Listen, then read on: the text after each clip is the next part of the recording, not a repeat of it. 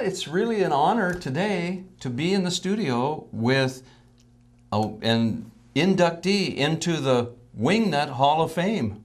That's right. Tonchi Weaver. You even have your earrings. Can you get a close-up, Ed? Let me see. I'm going to nominate you for Wingnut of the Month. Would that be all right? Why not the year? Maybe.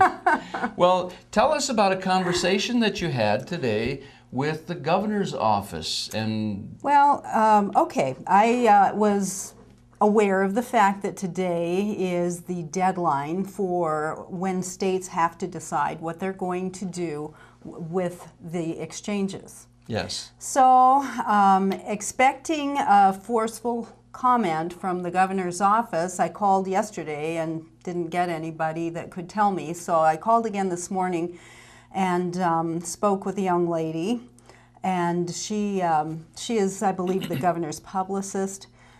She told me that, well, it was already announced in September that the state would not be setting up an exchange, which, you know, if you want to parse words, one could argue that the exchange is already set up, so there's no need to do it again. No need to. Yes, it's already built. Right, right. So I asked her about that, and she said that the announcement had been made in September, but I insisted that there's this foolishness about what if we partner or cooperate in some way with the federal government. You used the word foolishness. I've heard the governor using the word nonsense. Would you say maybe this is nonsense? Well, maybe his word is better than mine, but it was told to me then that the federal government would be paying for it, but we would be running it, so we would really be in control. There's the word, control. Do you think for a hot second that we will have control, or will we just be steering? We are doing exactly what the federal government wants us to do.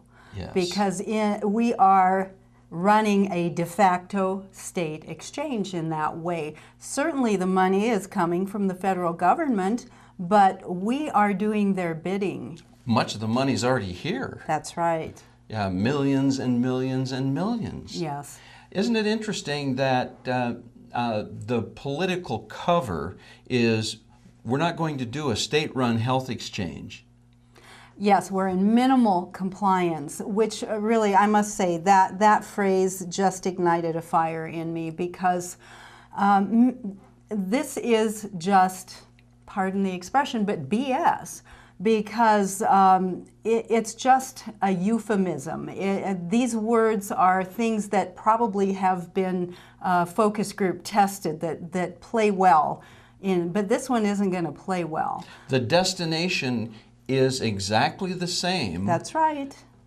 Hasn't changed a bit. No, nothing changes. It's just that now the state government is acting as an agent for the federal government. And because we are doing that, then our businesses in our state have no protections from the requirements and penalties of the Obamacare law. I did insist that we should be defiant. She said, well, and I told her she's a good soldier. She does have loyalty for the people she works for. But she's wrong. And one of the reasons she's wrong is we will not be in control because we are not free if we are going to hop to, as the federal government requires. We're not free to make any changes or do anything that the federal government disapproves of. The only thing that we could do is do something over and above the requirements, Yes. something more, Yes. more harmful or more difficult for the people that will be suffering under this law. I found it interesting what she told you about insurance companies. Oh yes, that if the feds come in and run the exchange, our private insurance companies will go bankrupt. However, that's going to happen anyway. It was also a conversation later on. It was a long conversation, I'll tell you.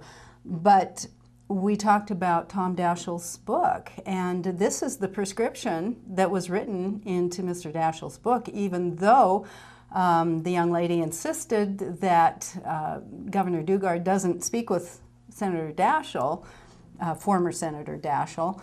No need to anymore. No need to. He read his book.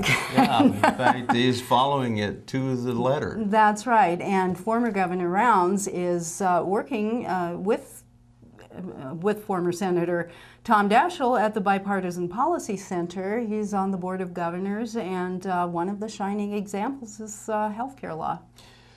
You heard it here, and the bottom line is what you're hearing is not necessarily an accurate depiction of what this governor and this administration is doing to its people in South Dakota.